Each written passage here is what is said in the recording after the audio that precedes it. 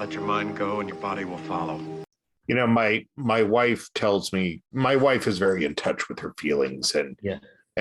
She's a social worker. She helps kids find housing, and she tells me that I have a lot of behaviors that are the behaviors of somebody with like childhood trauma, and that I need to fix that. I mean, not for her, but for me.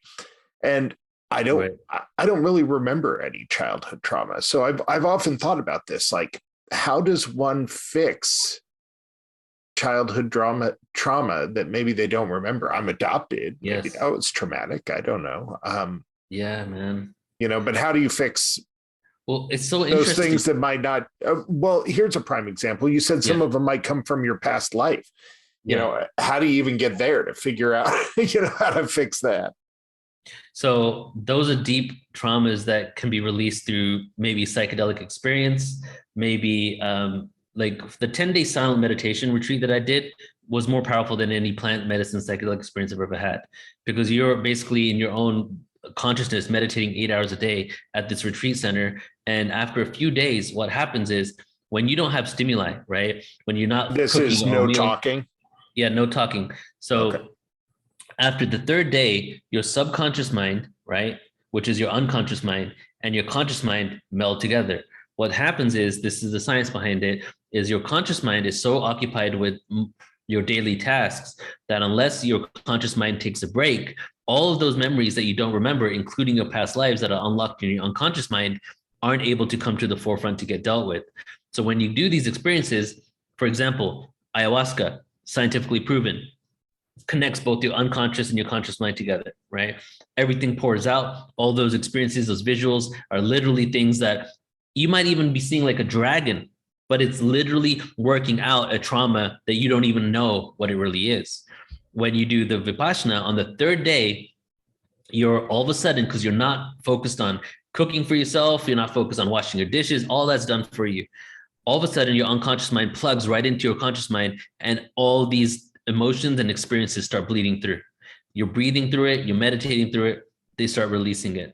The Vipassana silent meditation retreat is actually Buddha's original technique, and it's the technique he actually utilized to achieve enlightenment, which was a releasing of trauma. So that's just two different things.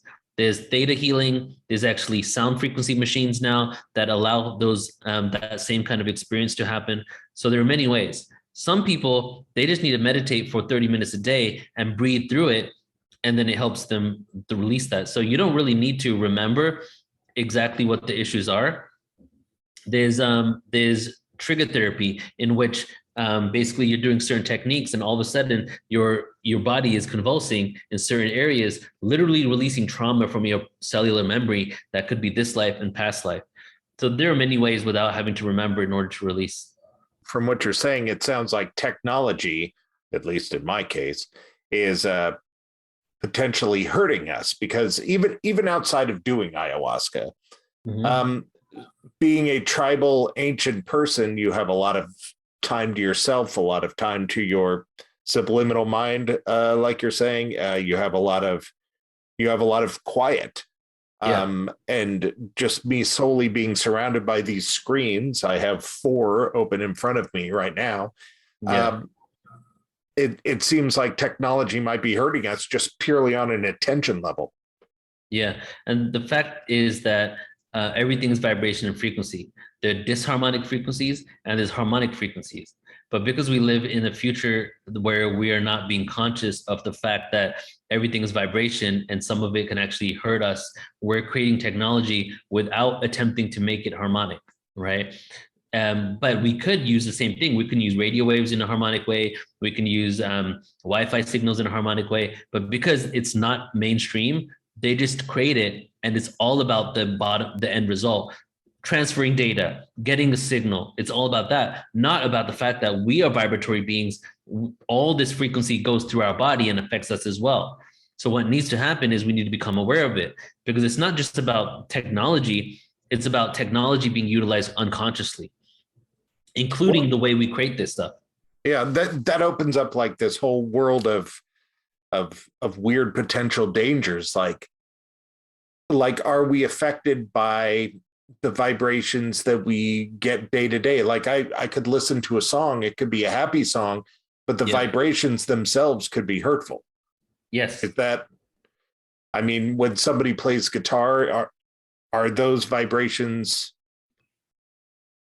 affecting us?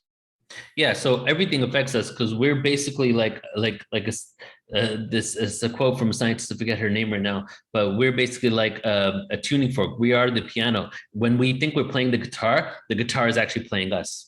You know, because the frequency is actually playing without chords.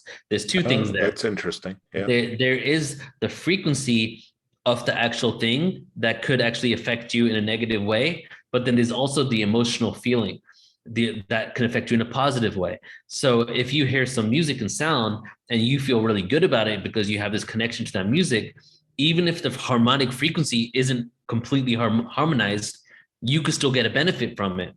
That's how powerful we are. That's called transmutation. You can transmute any frequency. There are harmonic frequencies, and some people go into like 440 is disharmonic, 432 is harmonic, right? And but then it's also your own consciousness, whatever you feel about it. Some musicians subliminally put frequencies in the background of the music that are known to actually create harmony within the body, and then that gives you the more uplifting effect. So sometimes you feel these frequencies and these vibrations, you feel really good about the song, but you aren't even aware that actually subliminally in the background is an actual tone that affects you positively.